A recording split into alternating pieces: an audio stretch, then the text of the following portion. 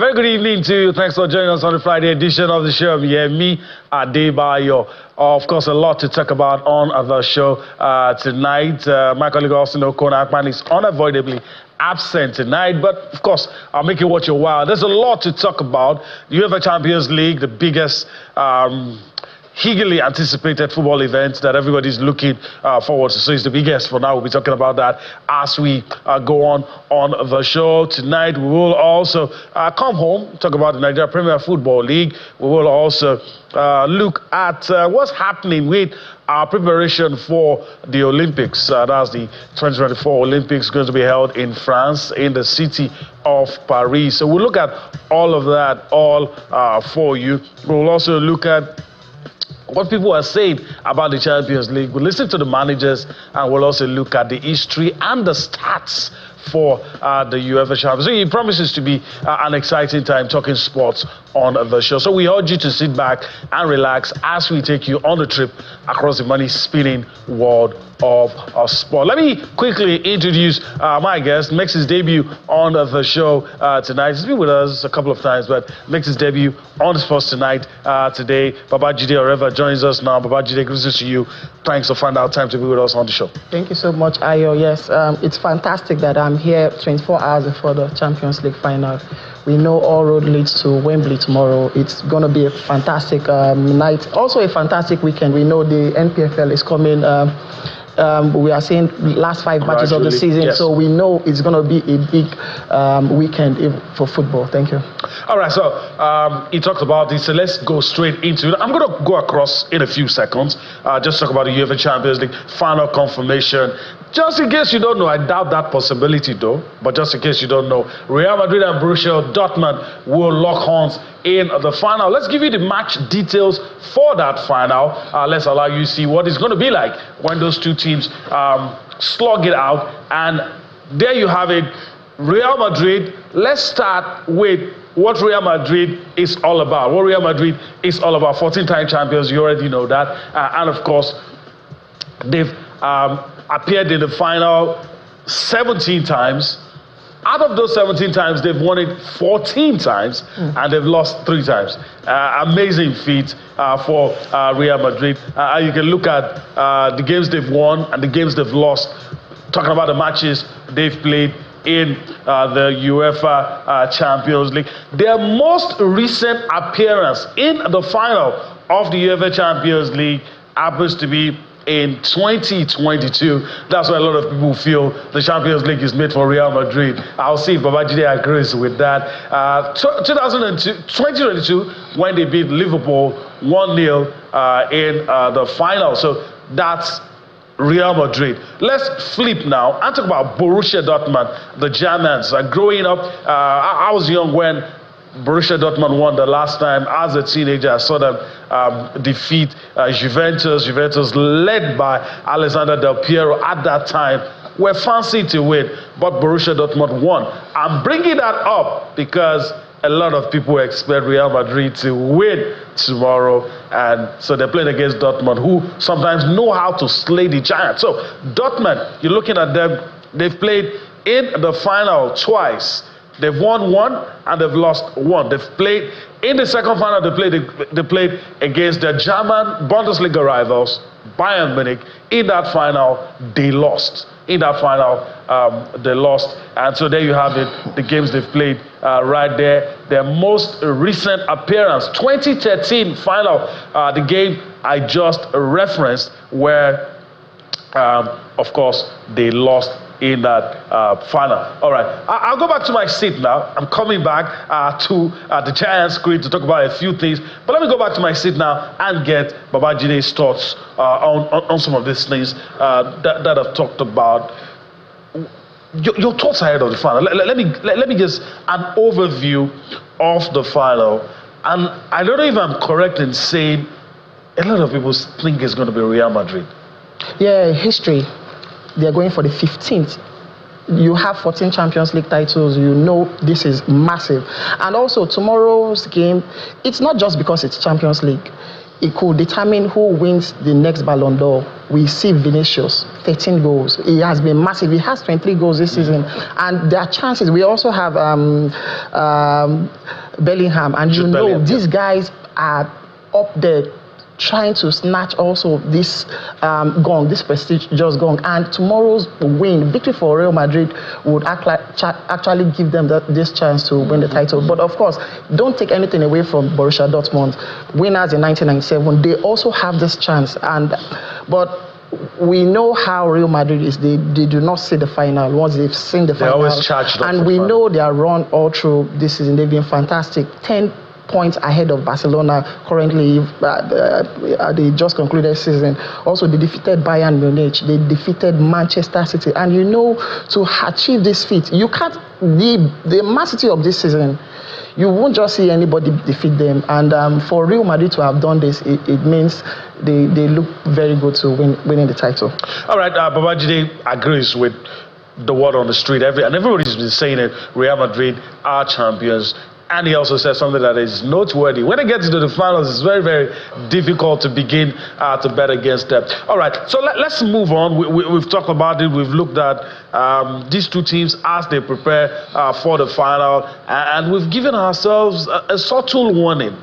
Don't ignore Borussia Dortmund, because if you do that, of course, you might suffer for it, especially all the games they played in the knockout phase. Nobody expected them to get this far, but at every point you think they're going to crash out, they advanced and they've gotten to the final. All right, Babajide, what we're going to do now, I'm going to go across it a bit as well. Possible lineups for tomorrow. We may not be 100% accurate, but with what we've seen, where we've put together what we think is going to be the possible lineup for tomorrow, and it's going to be very, very interesting. So I'll go across the screen now and take a look. We'll start with Dortmund. You're likely going to have Kobel in goal, Ryerson, Matt Hummels, Schottelbeck, Madsen, Emre Can, Marcel Sabitzer, Karim Adeyemi, Marcel Brand, Jadon Sancho, and Fulkrug. That's what it looks like. Talking about predicted lineup for Borussia Dortmund. All right. So for Real Madrid, well, all the issues about is Thibaut Courtois fit and all that, it looks like it might be Thibaut Courtois in the final. So we'll see Thibaut Courtois, Dani Carvajal, you have Nacho, Antonio Rudiger, Ferland Mendy, Federico Valverde, of course, Eduardo Camavinga, Jude Bellingham, Rodrigo, and the star boy of this team, Vinicius Junior. That's the possible lineup. So go back, take my seat, and also ask my man in the studio if he thinks there might be one or two that he doesn't agree with this lineup. So, I mean, let me just stay and ask you this. Looking at these lineups, do you see any player that, in our prediction, you think might be in the starting lineup? For I won't even go as far as talk about Dortmund. I think that's, but for Real Madrid. For Real Madrid, this is fantastic. I feel everyone here will start. I know definitely, as Kroos will be retiring for the national, Kroos will definitely be in the starting lineup. Of course, Rodrigo, I expect him to start. Vinicius, no doubt, he's gonna start also. All right, so we'll leave it at that. We'll see what happens with that. All right, so we talked about these two teams, what they're planning, what they intend to do. So let's get a bit more of perspective from these teams and their plans for the final. Let's take it from the angle of Real Madrid, what they have to say. All right, so we'll get to sort that out. Wanted you to listen to Carlo Ancelotti, the Real Madrid manager. We'll get that back to you. Hopefully, you listen to him. Well, since there are two sides to a coin, let's see if we can flip to the other side, get it right with the other side of the coin. Let's take what the guys from Borussia Dortmund have to say. If you go to a final, then everything is possible in football. But the most important thing is not only to see the occasion where we are playing Real Madrid, it's about the game. And we played so many games this season, altogether 60 games with all the Bundesliga Cup, Champions League and friendly games. So we had 60 games to prepare ourselves for the game tomorrow. And this is our part of the story. It's clear that they have the role as a favorite, but we don't care. We haven't been the favorites against Atletico. We haven't been the favorites against Paris. It's about us, how big the favorites going to be. And one of your colleagues outside asked me, did I ever think about being in Wembley in the Champions League final 10 years ago? No. But 4 months ago, when we qualify for the knockout stage, yes, for sure. Once you are there and once you see, okay, it's going to be a tough way, but with every game it's getting shorter and shorter, then the belief increases. And everything in life starts with the belief, and the belief that we had was very early in the season. The biggest respect for him, because he's one of the managers that not only made it with one team, he made it with different teams in different countries and different cultures, and not within 3 years, in basically 2 decades, he'd been successful as a manager. And I think that the way that he managed teams and how the players play for him, he needs to be a role model for every young coach. And I feel that I'm still a young coach, so he's one of my role models in this business. Borussia Dortmund manager Edin Terzic speaking there, and I like the part that he said maybe 10 years ago I would have dreamed of playing at the final, but 4 months ago, once you get to the knockout stage, you begin to have belief, and that's what has taken them to the final. So I'll get back to my seat now, and I mean, let's look at this, Babajide. Yes. Again, the spotlight is on Real Madrid, but there's something that is making me feel Dortmund should not be ignored. And if Real Madrid do that, it will be to their peril. Okay, Sancho will have a point to prove tomorrow. We know what's been happening to him, what happened to him earlier in the season with Manchester United, and we know these guys will want to go all out. All odds favor Real Madrid for tomorrow's game, but anything is still possible. Yeah.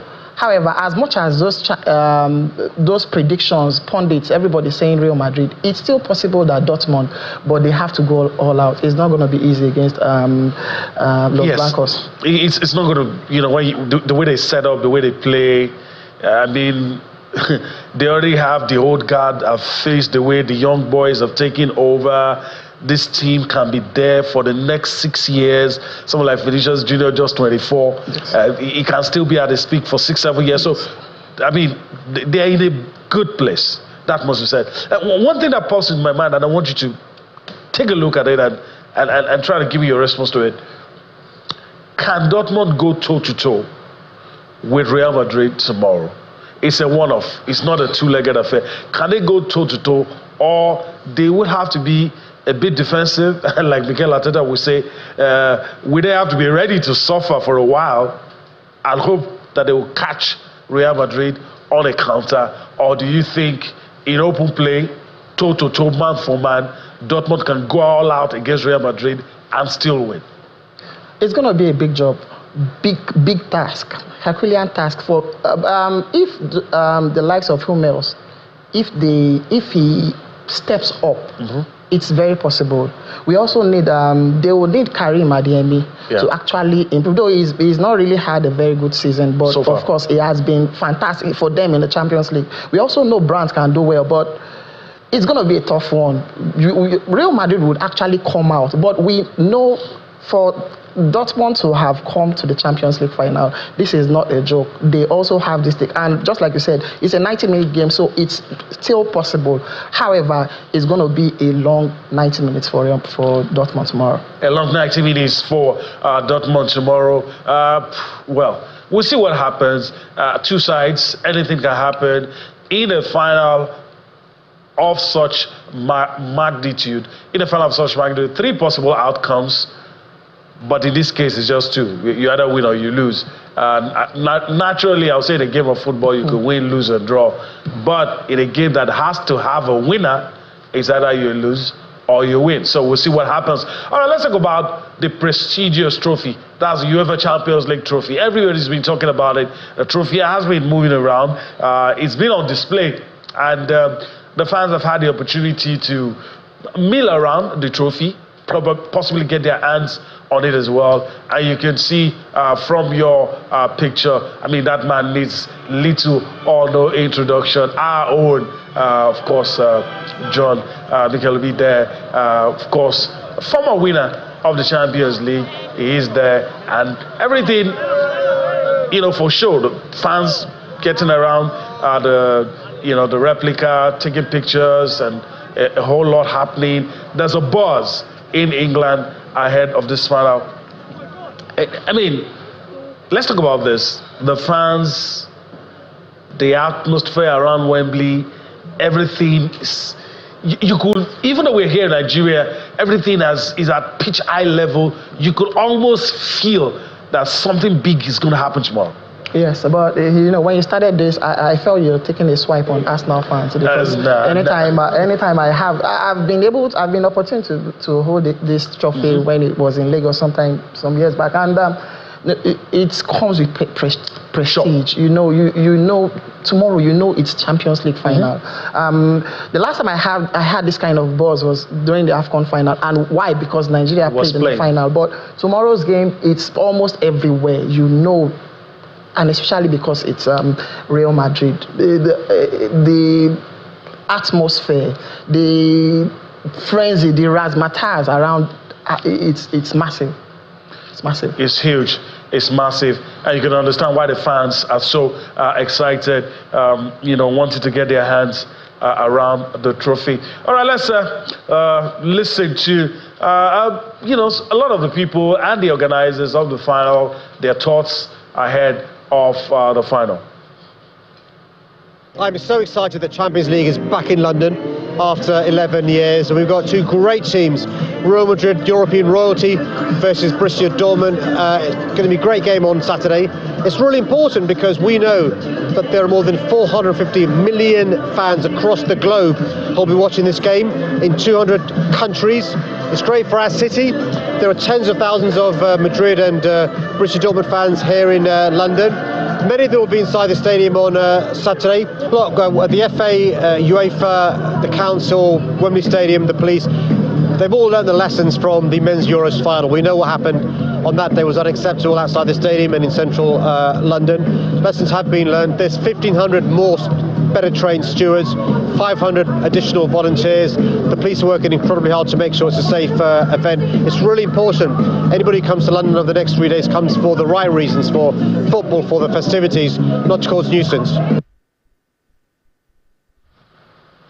All right, London Mayor Sadiq Khan speaking there, talking about volunteers, talking about preparations going into the final, and promising the fans that will show up a spectacle, something that is worth remembering. Yeah, I get you.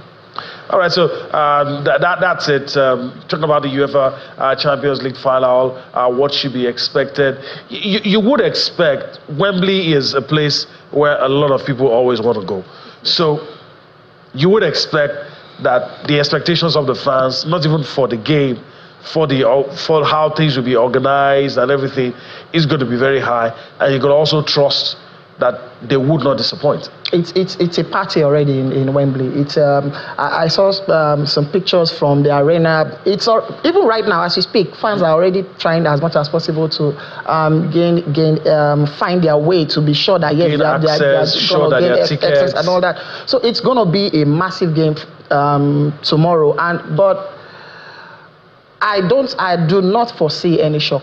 Personally, wow. I do not foresee any shock. I feel Real Madrid might just have this on a very easy note. We know they do not get to the final, and of course we know Ancelotti will just.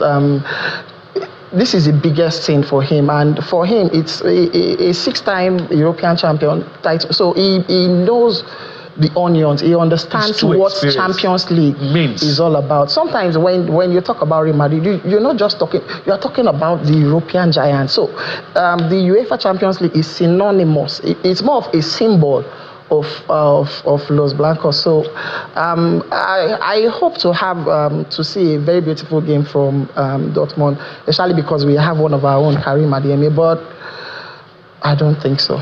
All right. If you're a Dortmund fan, you probably won't like what Babajide has just said. But he has spoken from the heart. He doesn't expect to see a keenly contested game. I think it's going to be easy. Real Madrid are way too experienced playing finals. They have a seasoned campaigner in their manager. They have players who have won it several times, and all of that counts in favor of Real Madrid. But football has taught us so many lessons, so we'll try to be very careful. We need to go on a break right about now. When we return from that break, we'll still be talking about the UEFA Champions League. We'll get an opportunity again to listen to Carlo Ancelotti, his thoughts ahead of tomorrow's final. All right, so welcome back. Well, I said two sides to a coin. We listened to Edin Terzic, and I think it's only fair we listen to Carlo Ancelotti, the man people refer to as Don Carlo, very, very experienced tactician, the Italian gaffer.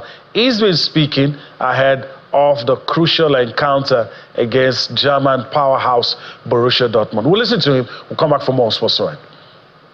The Champions League, the final, is the most important game. And to play here, Wembley is a really historical stadium. And so it will be exciting too. So I am 10 years older, but I still feel young. It's true. The first time that I was here, not here in the final, it was at Real Madrid, was 10 years ago. And in 10 years happened a lot of things. This kind of generation were able to do fantastic job in this club, and the players that were here 10 years ago, they are still here. And so thanks to this player that this club were able in this year to reach something, really something unbelievable to think.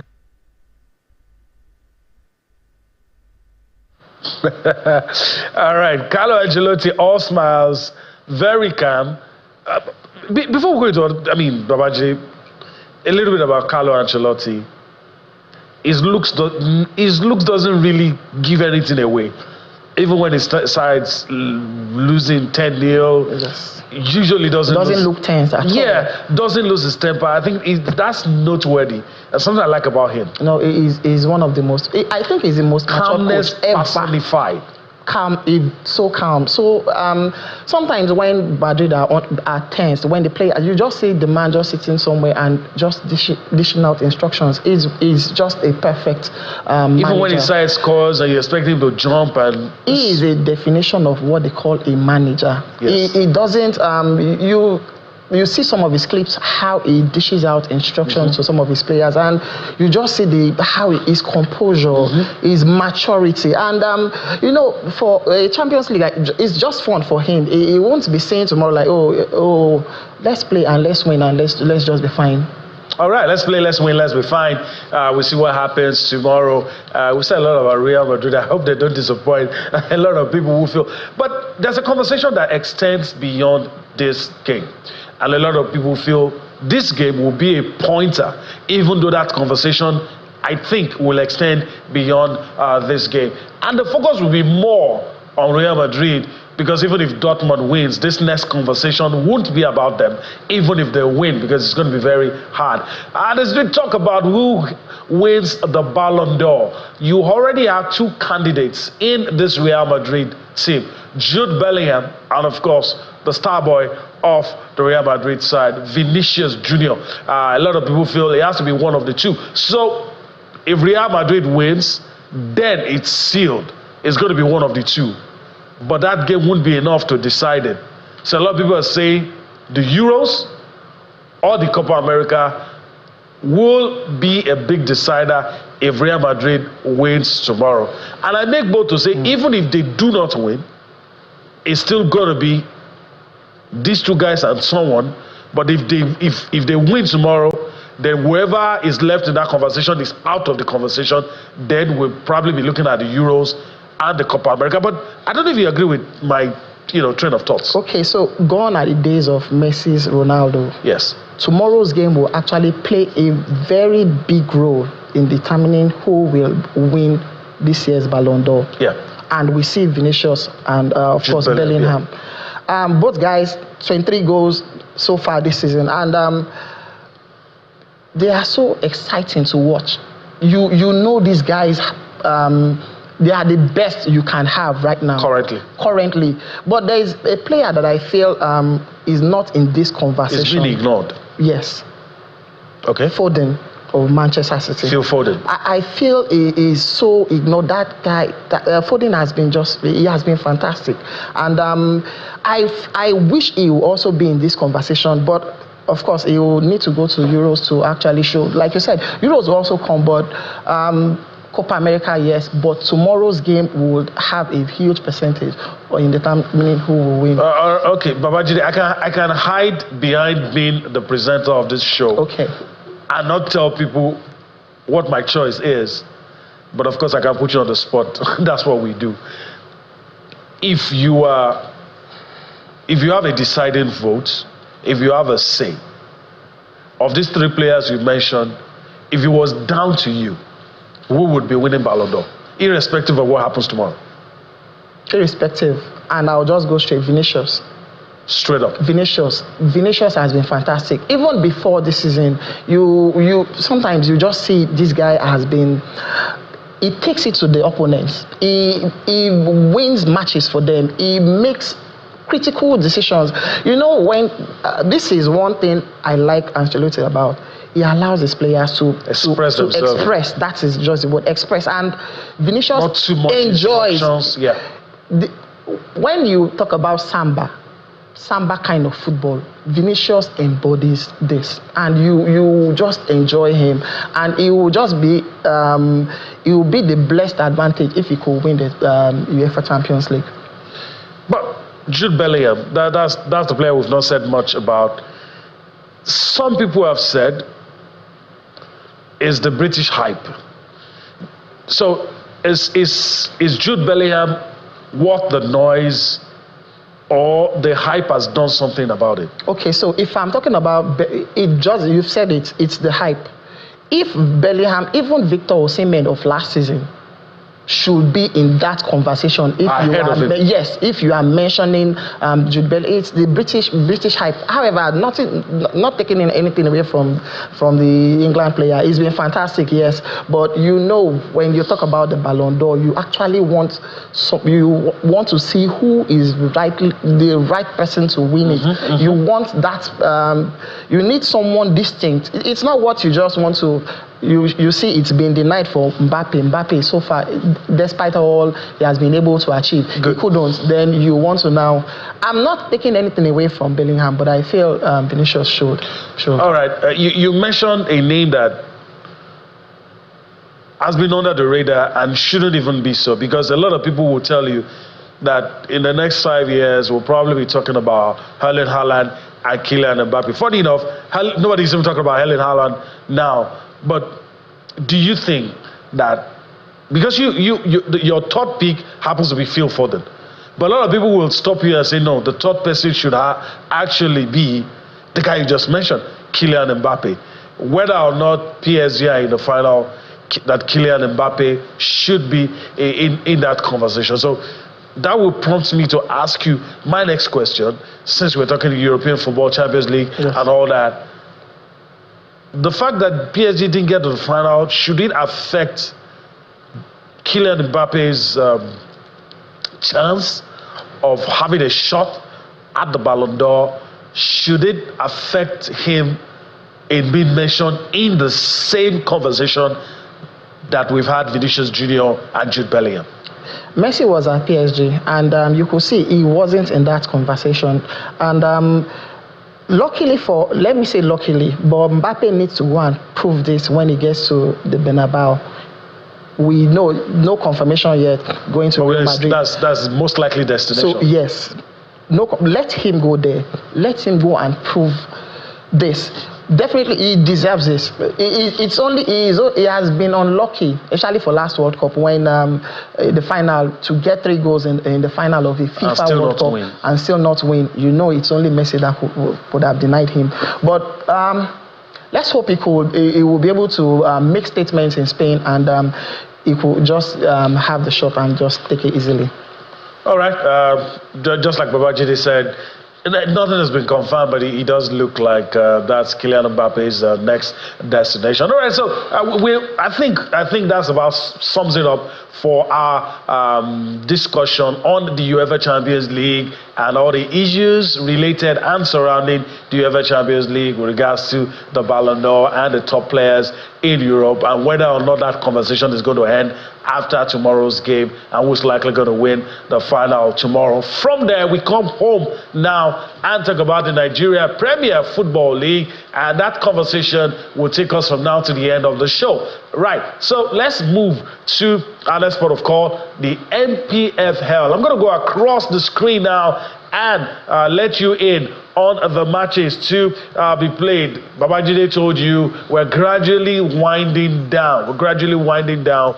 Week 34 is what is upon us this weekend. So I go across now and reel out to you the fixtures. Babajide will tell me what he thinks will happen in those fixtures. Let's start you off with the matches that will be played tomorrow. We'll start you off with those matches. Doma United up against Lobby Stars, Remo Stars up against Kano Pillars.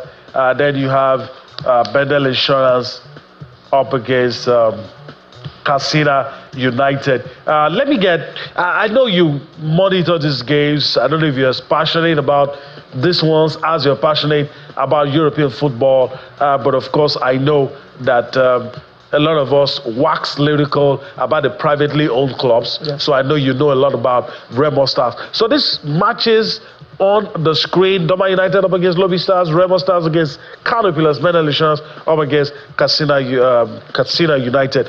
Any of these games catch your fancy? Remo, okay. Kano Pillars. Because we know how crucial that game is for Remo, but they'll be missing services of Ismail Sadiq, who will be joining the Super Eagles camp tomorrow. So, but Remo, they are third on the table. A win for them against Kano Pillars will actually improve their chances of a continental ticket. But however, we know Kano Pillars can still come right there in Ikene to do the damage. So anything is possible.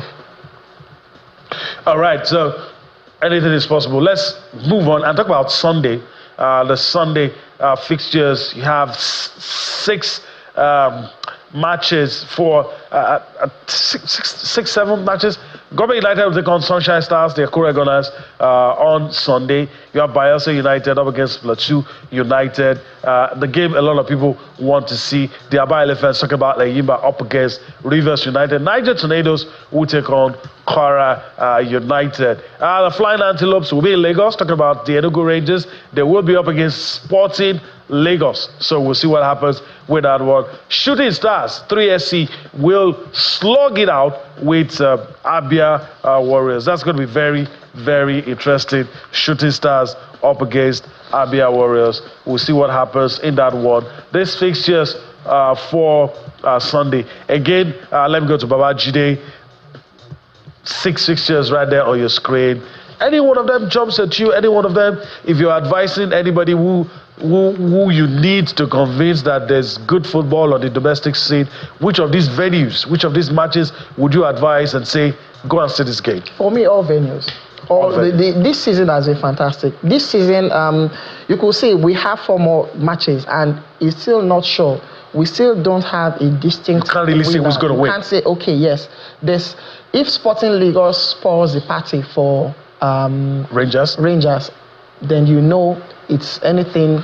It's thrown open. It's thrown open, especially. And it could still get until the final day. It means the final minute. So, of course, Enyimba as well. I expect Enyimba to actually win. Yema started well. He has been, of course, though even he lost the cup. It's the cup competition.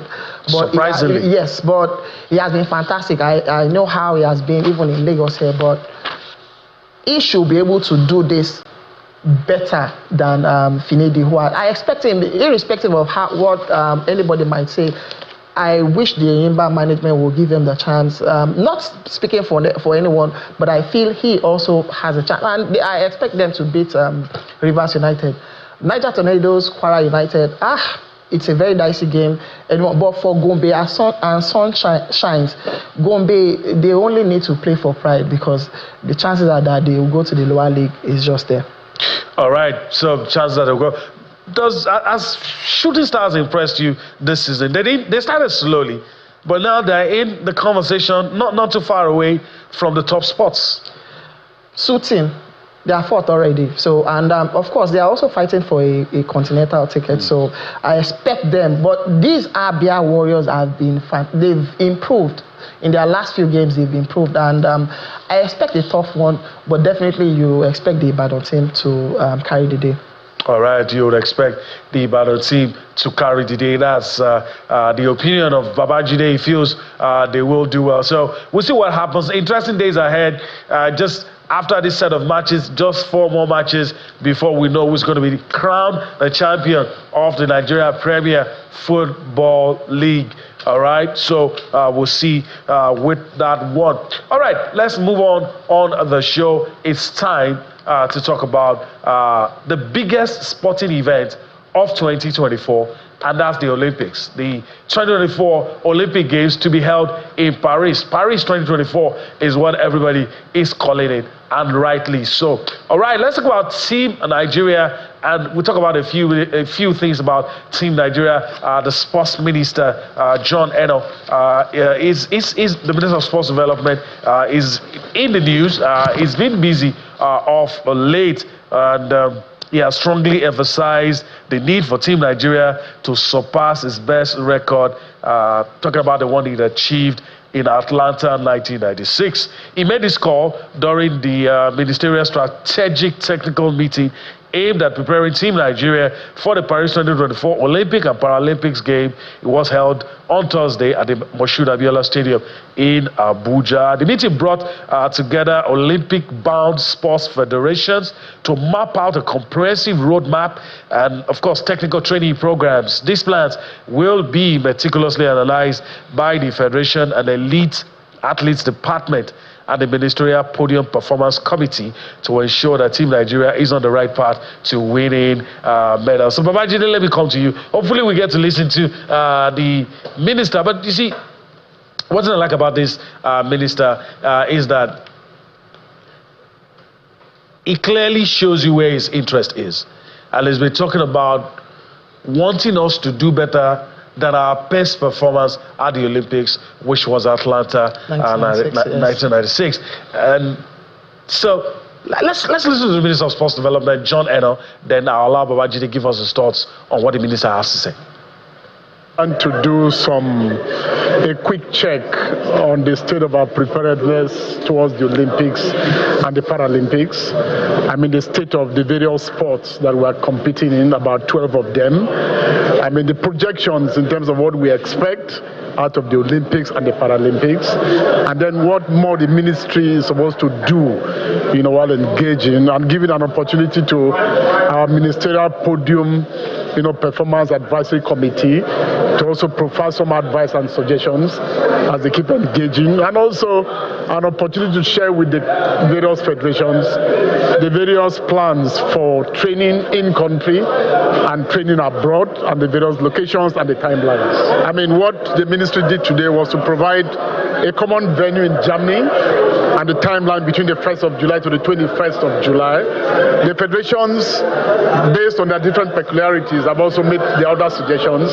In the next few days, I believe that all that is going to be harmonized and we'll get to a common position on most of these things. When you talk about facilities, of course, we're not building new facilities because of the Olympics and all that. I mean, the facilities, the various training venues in country, have been identified based on the facilities that are available and that are going to be suitable for each of the sports that is going to be sent there. I mean, the training venues abroad, of course, have also been identified based on their competitiveness in terms of availability of training facilities and all of that. All right, Minister of Sports Development, John Eno, he also says officially training on the home front, that's domestic campaign, will start this weekend in several places: Abuja, Lagos, Bayelsa, and Ibadan. And thereafter, foreign training tours. Thus far, 88 athletes have qualified for the Olympics. We expect a few others who are still in the qualification process to join.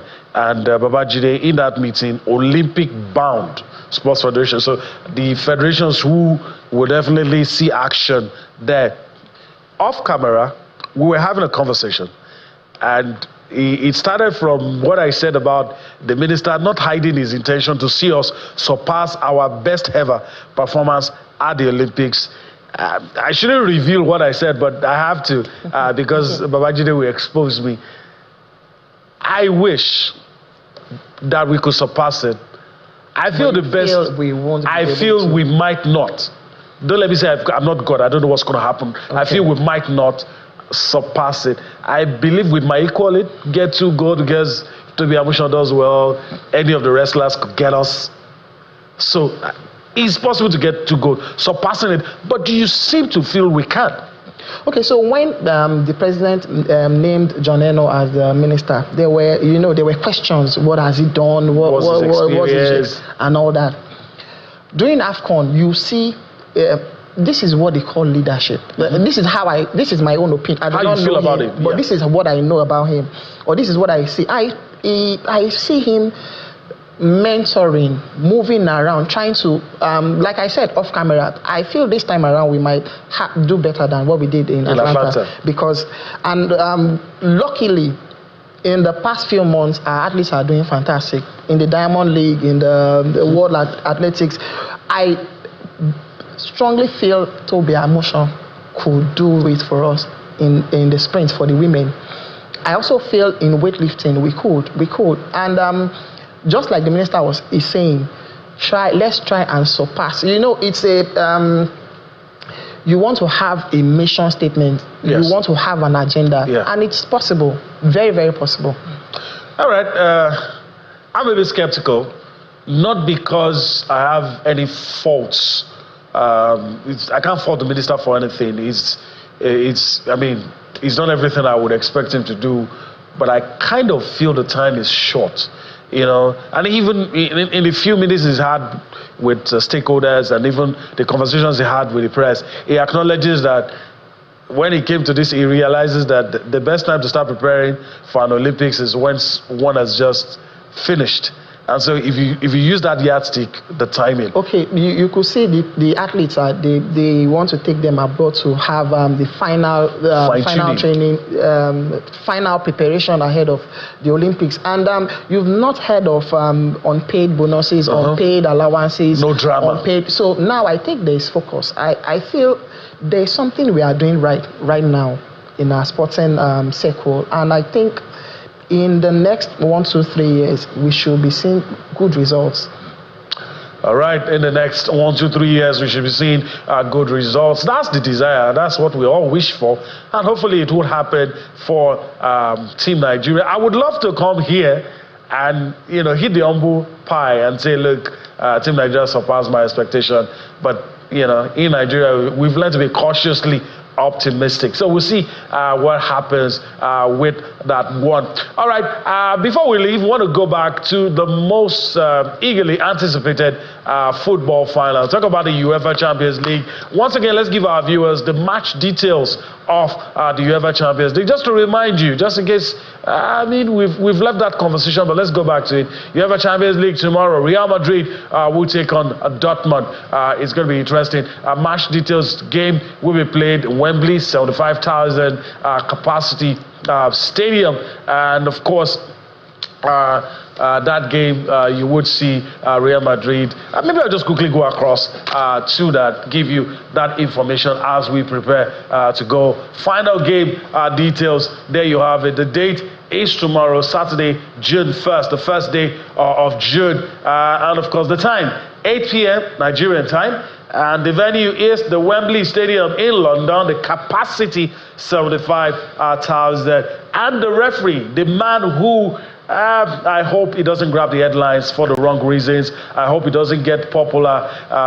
We don't read about him more than the game. The man who's going to be holding things down, Zlatko Vincic, the man from Slovenia, is going to be the center referee for the game. That's the final. That's how we want to wrap things up on the show today. Just a reminder of the final. And so it's a wrap on the show. But before we go, I want to thank especially Babajide Oreva for his time on the show today. Babajide, thank you. Thank you so much. A good debut, I must say.